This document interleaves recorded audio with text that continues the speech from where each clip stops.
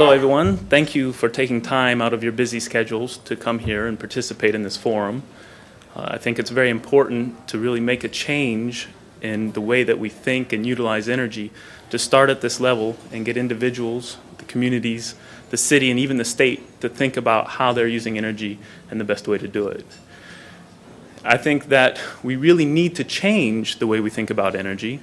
If you think about our approach to it, it was developed in the 1930s and 20s when oil seemed cheaper than water and it would be available and almost limitless and be abundant for everybody, everywhere, forever. Well, that's obviously not the case, and we really need to look at moving forward into more renewable energy areas. Now, it says on the agenda that I'm going to give you an overview of the research that's being done in the Lugar Center, and I'm an engineer by training.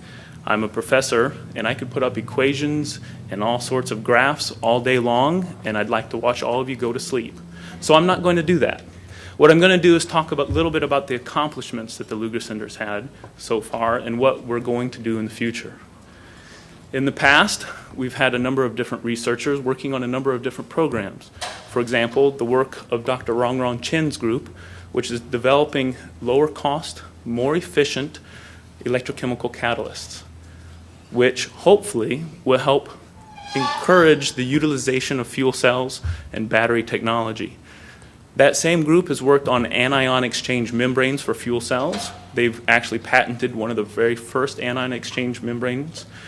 This technology completely flips the way a fuel cell works from what is currently an acidic proton exchange system to a basic anion exchange system, which has lots of ramifications for cost and durability. So we're hoping to see these changes transition into working technology relatively soon.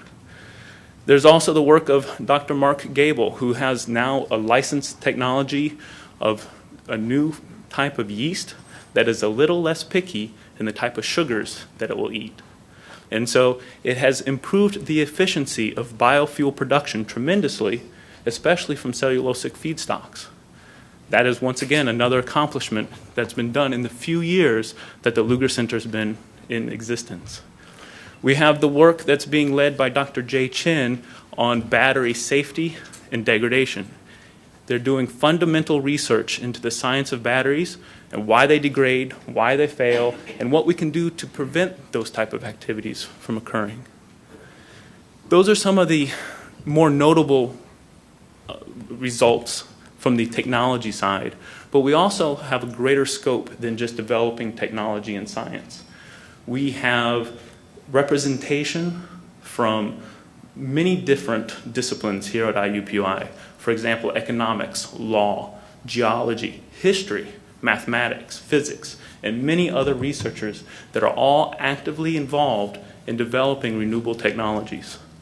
And so these other disciplines are working on white papers that help understand how we can best utilize the resources we have, how to implement the technologies that we're developing, and how to convince people, the general public, to start changing their attitudes towards energy and how to best utilize the energy that we are producing.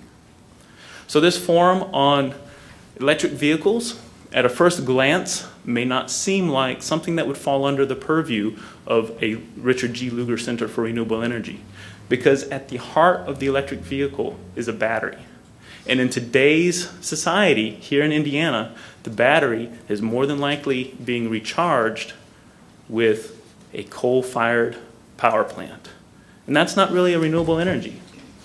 But as Indiana moves forward, and it must move forward to start including more and more renewable energies into its energy portfolio, then that same battery-powered electric vehicle will slowly transition along with the state into a more renewable energy-powered vehicle. And if by some miracle we were to get 100% renewable energy production in Indiana, then that vehicle, that very same vehicle that we're talking about today, will be 100% renewable energy powered. And so even though at first glance it may not seem like the right fit, electric vehicles and the Renewable Energy Center, in the long term, I hope it is.